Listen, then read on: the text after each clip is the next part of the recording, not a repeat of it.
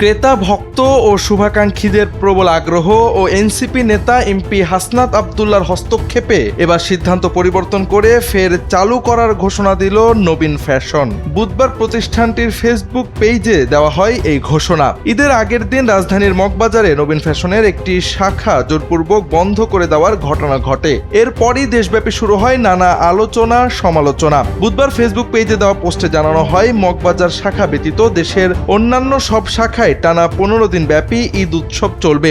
এ সময় ক্রেতাদের জন্য থাকবে বিভিন্ন আকর্ষণীয় অফার ও বিশেষ আয়োজন। প্রতিষ্ঠানটি জানায়, জনাব হাসনাত আব্দুল্লাহ এমপি এবং বাংলাদেশ দোকান মালিক সমিতির সভাপতি জনাব হেলাল সাহেবের উদ্যোগে অন্যান্য শাখাগুলো সচল রাখা সম্ভব হয়েছে।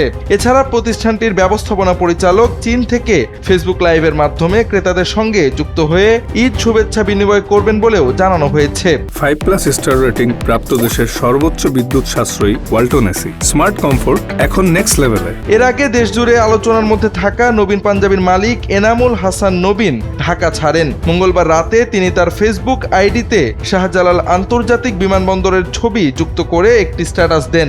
ওই ছবিতে এনামুল হাসান নবীন সহ তার আরও কয়েকজন সঙ্গীকে দেখা গেছে। ফেসবুক পোস্টে এনামুল হাসান নবীন লেখেন, সিংহের মতো বাঁচতে চায়, কিন্তু সিন্ডিকেটের গুলিতে সন্তানদের এতিম করতে চায় না, তাই দেশ ছেড়ে চলে যাচ্ছি। পরিস্থিতি স্বাভাবিক হলে হয়তো একদিন দেশে ফিরবো ইনশাআল্লাহ। এর আগে বিকেলে রাজধানীর মগবাজারে সংবাদ সম্মেলন করেন তিনি, সেখানেও দেন দেশ ছাড়ার ঘোষণা।